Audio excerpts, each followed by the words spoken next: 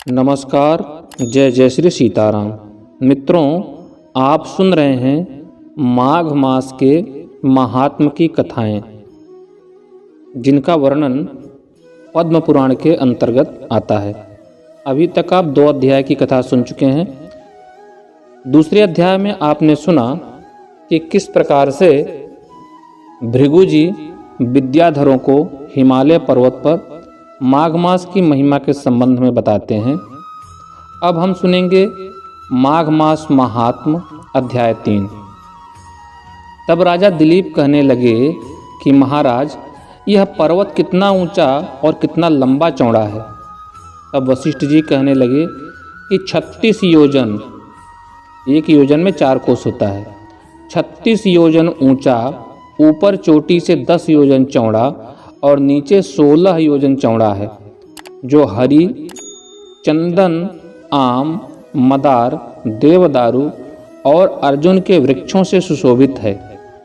दुर्भिक्ष से दुखी होकर इस सुंदर पर्वत को और फल फूलों से परिपूर्ण देखकर भृगु वहीं रहने लगे और वहाँ पर कंदराओं, वनों और उपवनों में बहुत दिन तक तपस्या करते रहे। इस प्रकार जब भृगु ऋषि वहाँ पर अपने आश्रम पर रहे तो एक विद्याधर अपनी पत्नी सहित उतरा।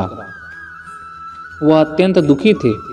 उन्होंने भृगु ऋषि को प्रणाम किया और ऋषि ने बड़े मीठे स्वर में उनसे कहा कि हे विद्याधर, तुम बड़े दुखी दिखाई दे रहे हो, इसका क्या कारण है? तब विद्याधर कहने लगा कि महाराज, पुण्य के फल को पाकर, स्वर्ग पाकर तथा देवतुल्य शरीर पाकर भी मेरा मुख व्याघ्र जैसे है। यही कारण मेरे दुख और अशांति का है। न जाने किस पाप का फल है। मेरे चित्त की व्याकुलता का दूसरा कारण भी सुनिए। यह मेरी पत्नी अति रूपवती, मीठी वाणी बोलने वाली, नाचने और गाने की कला में अति प्रवीण, शुद्ध चित्त वाली, 7 सुरों वाली, वीणा को बजाने वाली, जिसने अपने कंठ से गाकर नारद जी को प्रसन्न किया।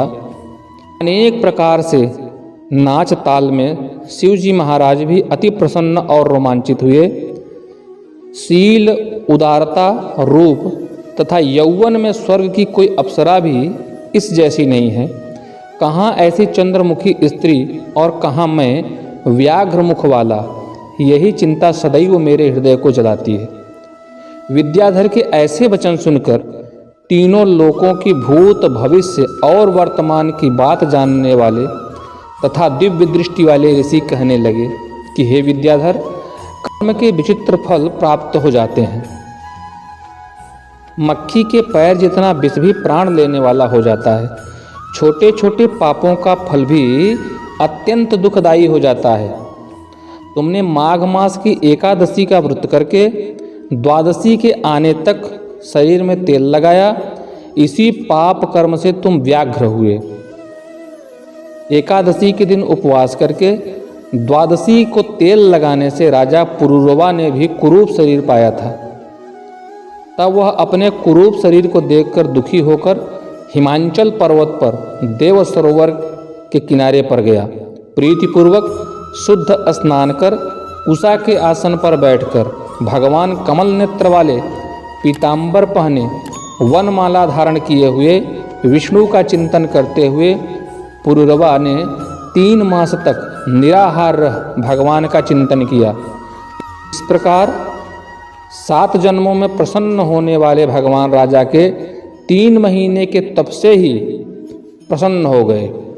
प्रसन्न ही नहीं, अति प्रसन्न हो गए। अंत में माघ के शुक्ल पक्ष की एकादशी को भगवान प्रसन्न होकर अपने शंख के जल से राजा को पवित्र किया। भगवान ने उसके तेल लगाने की बात याद दिलाकर सुंदर देवताओं के समान रूप दिया, जिसको देखकर उर्वशी भी उनको प्रेम करने लगी। राजा सुकृत्य होकर अपनी पुरी को चला गया। भृगु ऋषि कहने लगे कि हे विद्याधर, इसलिए तुम क्यों दुखी होते हो? यदि तुम अपना यह राक्षसी रूप छोड़ना चाहते हो तो मेरा कहना मानकर जल्दी ही पापों को नष्ट करने वाली हेमकूट नदी में माघ में स्नान करो, जहाँ पर ऋषि सिद्ध देवता निवास करते हैं। अब मैं इसकी विधि बतलाता हूँ। तुम्हारे भाग्य से माघ मास आज से 5वें दिन ही आने वाला है। पौष शुक्ल एकादशी से इस व्रत को प्रारंभ करो। भूमि में सोना, जितेंद्रिय रहकर दिन में 3 समय स्नान करके महीना भर तक के समय तक निराहार रहो।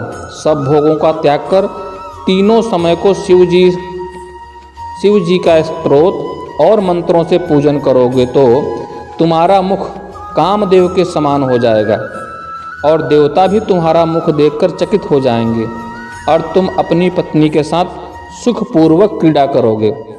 माघ मास के प्रभाव को जानकर सदा माघ में स्नान करो। पाप और दरिद्रता से बचने के लिए मनुष्य को सदा यत्न से माघ मास का स्नान करना चाहिए।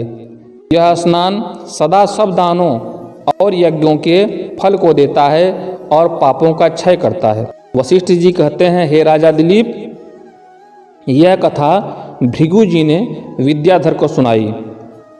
माघ स्नान योगों से भी बढ़कर यज्ञ तथा यज्ञों से बढ़कर गर्जना करता है।